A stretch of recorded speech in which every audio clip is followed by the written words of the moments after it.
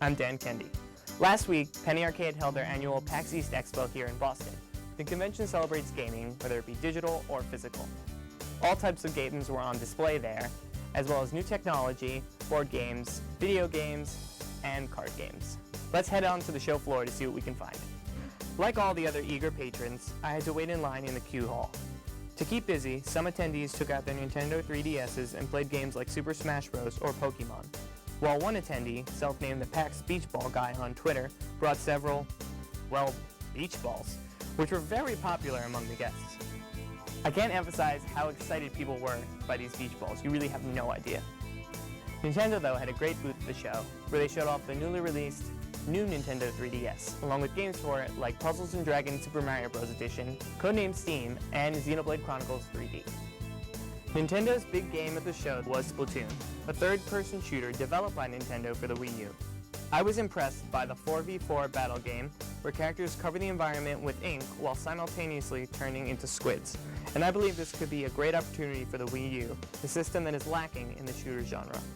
Many retailers such as Rooster Teeth, We Love Fine, and ThinkGeek were on the show floor selling gaming memorabilia, merchandise, and show exclusives. Oculus VR had a very large booth with closed-off doors so you can try out the Oculus Rift. The company was bought by Facebook mid last year and has become very popular in both the video game and technology industries. Sony is working on its own virtual reality headset, which is codenamed Project Morpheus. Unfortunately, Sony wasn't at the show this year. Their leading competitor, however, was. Microsoft had a large Xbox booth that was mostly centered around the upcoming Halo 5 Guardians. The game was playable at the booth and also featured in a tournament at the convention.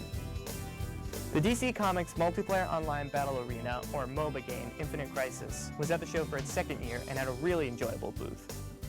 Not only was the game playable, but the booth also included a bunch of carnival-style games that could be played to win prizes, which spanned from in-game characters to t-shirts to even statues based on the game's characters.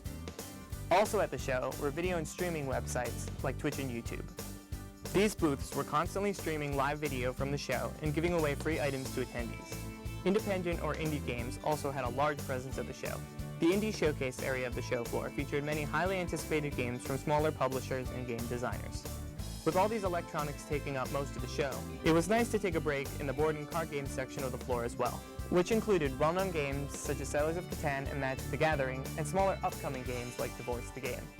While I know there was a lot on the show floor that we couldn't show you in this short segment, I can assure you that some great video, board, and card games are coming to you in the future. Now I need to find some money so I can afford all of these great games. Back to you guys in the studio.